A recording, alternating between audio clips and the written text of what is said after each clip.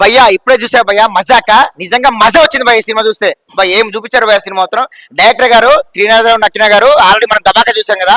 ప్రతి ఒక్క అంటే ఎట్లా అంటే కామెడీ మాత్రం ఫుల్ లెంత్ అండి ఇందులో సినిమాలో. ప్రతి ఒక్క డైలాగ్ అని సందీప్ హీరో గురించి చెప్పుకోవాలంటే సందీప్ కిషన్ భయ్య ఈ శివరాత్రికి శివ జాతర చూపించారు భయ్య. చెప్తున్నా కదా సందీప్ భయ్య సీట్లు మాత్రం ఖచ్చితంగా లెగుస్తే ఆల్రెడీ లేపారు పక్క లేచేసాయి. అండ్ రీతి వర్మ గురించి చెప్పుకోవాల్సి వస్తే పర్ఫార్మెన్స్ మాత్రంగా అదిరిపోయింది. అండ్ అన్షు గారు చాలా రోజుల తర్వాత మన్మధుడు చూసాం కదా, అందరు చాలా తర్వాత వచ్చింది. గ్లామరస్ భద్రాబాబు ఏముంది భయ సినిమా మాత్రం.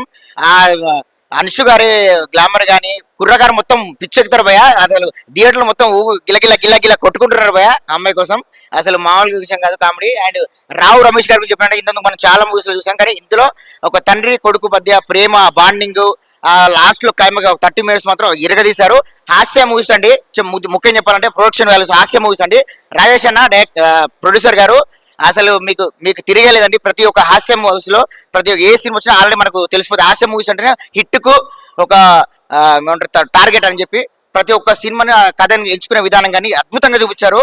అండ్ కామెడీ టైమింగ్ కానీ అండ్ శ్రీనివాసరావు గారి కామెడీ కానీ మన అన్ని ప్రతి ఒక్కరండి అద్భుతంగా చూపించారు సినిమా మాత్రం. సందీప్ భయ్య ఈ సినిమాతోని బ్లాక్ బస్టర్ హిట్ కొట్టాడు. ఈ శివరాత్రికి శివ జాతరే. సందీప్ భయ్య నిజంగా పీపుల్ స్టార్ అని ట్యాగ్ పెట్టారు కదా, అందరి మనసులు గెలుచుకున్నాడు, హృదయాన్ని గెలుచుకున్నాడు.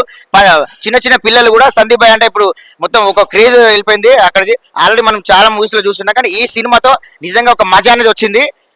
అద్భుతంగా చూపిస్తారు. మజాక అది సూపర్.